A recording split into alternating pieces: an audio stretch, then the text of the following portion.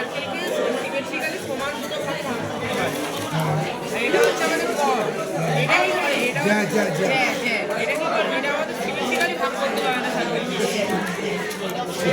এটা হচ্ছে আমাদের ব্যাসার্ধ মানে রেডিয়াস, এটা ব্যাসের অর্ধেক।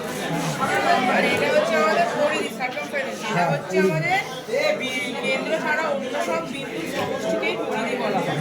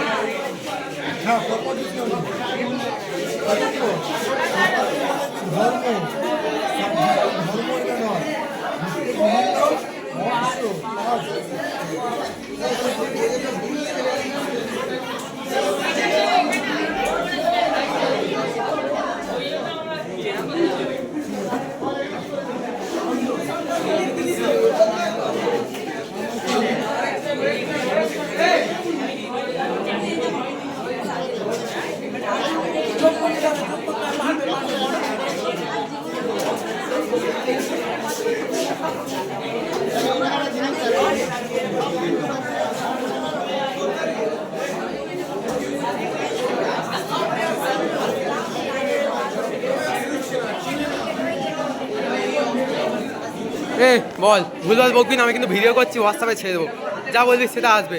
ভালো করে বোঝা কি লিখেছিস। দেখি ক্যামেরা অন করলি, দেখি লং ভিডিও করছি। ইয়েস, বল আগে তুই বল, বোঝা। এটা আজকে আমাদের ঘনমূলের বর্গমূল আছে, ঠিক আছে? ঘনমূল বর্গমূল আগেও তুই করেছিস, কিন্তু মজার ব্যাপার আমরা আজকে বড় বড় সংখ্যার ঘনমূলের বর্গমূল করবো। এক পাশ দেখ ঘনমূল দিয়ে শুরু করছি। দেখ এই একটা বড় সংখ্যা, এই বড় সংখ্যা যদি ঘনমূল করতে চাই তাহলে আমাদের অনেক ক্যালকুলেশন করতে হবে। তাই আমরা লাস্ট মানে এককের অঙ্কটাকে নির্বাচন করবো।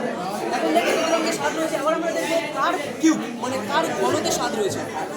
দেখ একমাত্র 3-এর ঘনতে স্বাদ রয়েছে, তাই উত্তরের এককের অঙ্ক হিসেবে আমরা 3টাকে কনফার্ম করে নেব। বাকি থাকে দশকের অঙ্ক। দশকের অঙ্কের জন্য আমরা 3টে সংখ্যাকে ক্যালকুলেশনের মধ্যে রাখবো না, মানে পড়ে থাকে আমাদের মধ্যে 2। এবার দেখ 2-এর ঠিক আগে এমন একটি সংখ্যা যেটা একটি পূর্ণঘন হবে। কেবলমাত্র একই আছে, হ্যাঁ কেবলমাত্র গাইস এটা সেমিস্টার 2 এর জিনিস, সবাই শিখে নাও। কেবলমাত্র একই আছে, সেটা একটি পূর্ণঘন সংখ্যা। তাই আমরা দশকের অঙ্ক হিসেবে একটাকে ধরে নেবো, এটা হচ্ছে আমাদের কনফার্ম উত্তর।